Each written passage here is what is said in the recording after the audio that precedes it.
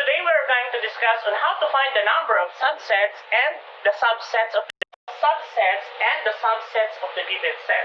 So to make it summarize, I have a table here. We are going to find the number of elements, number of subsets, and subsets of each given sets A, B, and C. So first, we are going to find the number of elements. So set A, the element is empty, or this is the null set, or you can use the enclosed braces na walang laman sa loob. Okay. So meaning, the number of elements is automatic 0. Okay. Sa number 2 naman, set B, how are you going to write the number of elements? Just simply count, this is 1. Isa lang yung element niya. And sa set C naman, we have the 2, because AB. And next, how are you going to find the number of subsets of the given set? So dito naman, you are going to apply the formula, or use the formula rather. So, meaning, you're going to use the 2 raised and reverse, or ano yung ibig sabihin ng n. This is simply the number of elements in the given set. And the 2 is simply the constant value to find the number of elements. So, we have example, number 1. So, meaning 2, what is the number of elements? So, this is 0. So, you're going to put 0. 2 raised to 0 is simply 1. Kaya, ang sagot dyan ay 1. And sa number 2 naman, we are going to, the exponent is 1 because the number of elements is simply 1. Kaya, 1. 2 raised to 1 is simply 2. Kaya, ang sagot ay 2. And sa number 3, we have 2 raised to 2 because the number of elements is simply 2. 2 raised to 2 meaning 2 times 2 is equal to 4. That's why the answer is 4 sa number of subsets. Okay, how are you going to find the subsets of the or maglilista tayo? How are you going to do that? Just simply, since the element of set A is empty, automatic, ilista mo lang siya na empty, or that is the null set. So, next, sa number 2 naman, you are going to write empty and the letter A. Okay. Meaning, isahan sila. Take note. The null set or empty set is included sa bawat set. Meaning, in every set, the empty set is included.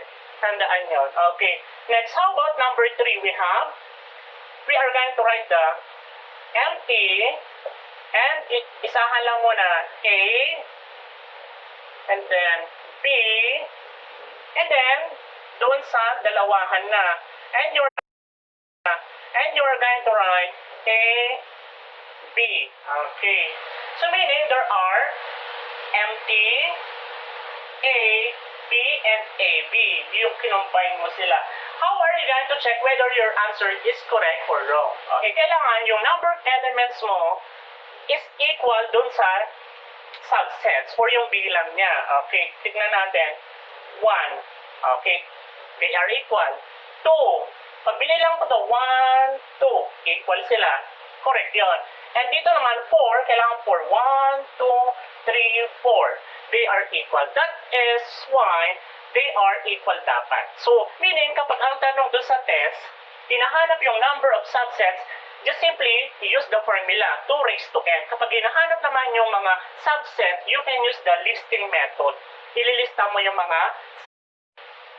How are we going to solve the given example for number 4? We have the set D, the elements are A, B, and C.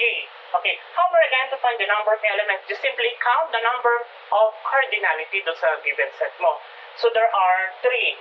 And then, to find the number of subsets of the given set, just simply use the formula 2 raised to n. N refers to the number of elements, and 2 is the constant to find the number of subsets. Okay, so to do that, just simply write 2 and write 3. Saan ang galing yung 3? Because the number of elements is simply 3, kaya yun yung exponent. And then you can write this as, meaning, ang ibig sabihin niyan, 2 times 2 times 2, because 3 times. And that is equal to 8. Therefore, the number of subsets is 8. Pag chinek natin, kailangan ang lalabas sa subsets ay 8. So, we are going to list or ililista natin. We have the empty because empty set is part of the given set. Okay. So empty and yung individual muna we have the A, B, C. Okay. And then yung dalawahan na tayo, we have the A, B, and then after AB we have the AC. After AC we have the BC. And then, kung wala na, proceed tayo sa tatluhan. We have the A, B, C. Okay. How are we going to check? Kailangan pag binilang natin ito, 8 kasi equal sila dapat. So, check natin. 1, 2, 3, 4, 5, 6, 7, 8. Since they are equal, meaning, ang answer mo ay tama. So, ganun lang. Kailangan alam mo yung formula at the same time how to list all the. Now it's your turn. You are going to complete the table by simply find the number of elements, the number of subsets, and the possible subsets of the given set. Don't forget to leave your answers